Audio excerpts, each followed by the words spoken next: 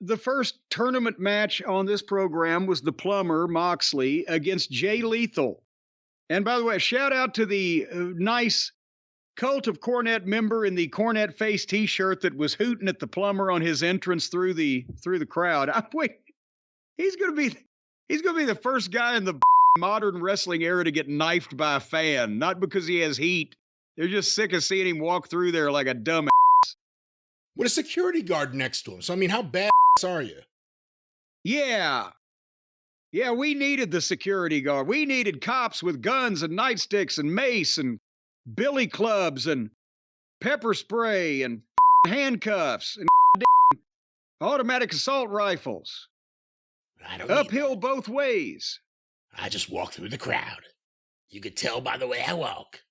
You can tell by the way he moves his junk that he's a plumber's man with no time to talk. Well, that's better than anything I could have come up with. So anyway, here poor Jay Lethal, and the ship has now sailed. An athlete like Jay Lethal in there with a freight hopping hobo like Jon Moxley. And I don't like the Plumbers matches to begin with. I didn't want to watch them bury Lethal anymore. I knew what was going to happen here. And basically the finish was Moxley gives him a pile driver and gets a 2 count because he kicks out and then just turns over and puts a fucking rear choke on him and makes him tap out. You couldn't even save the goddamn guy's somewhat a little bit of his integrity or credibility by getting beat by a pile driver. Now you can kick out of that and then I'll just choke him out, flattered in 4 o'clock. And who was the heel to begin with? Because there is no heel. It's just 2 athletes for points. Get those points. Well, they didn't get any points with me, either one of them. And it's a shame that Jay Lethal has been put in this position and wasted like this. But it's too late to do anything about it now. Is one of the problems with these kind of tournaments, and again, it works differently in Japan than I think it would traditionally here with a North American fan base, but we'll see how it does with AEW. It's one of the problems that there always has to be at least one guy who loses every match.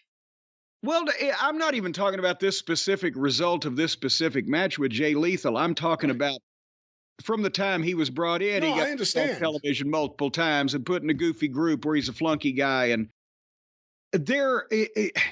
truthfully, I've not goddamn read Tony's map to determine whether it's possible that or necessary, I should say, that somebody has to get beat every fucking time. And I'm not even saying with the way that Moxley's been presented in this company that it would be outrageous for him to ever beat Jay Lethal. If Jay Lethal had been presented properly to begin with, it wouldn't hurt him as bad as it does now to just come out again in one of the few singles matches he ever gets to have anyway and just get choked out like a fucking putz. Because this guy thinks he's fucking Hoist Gracie. But he looks like Gracie Allen.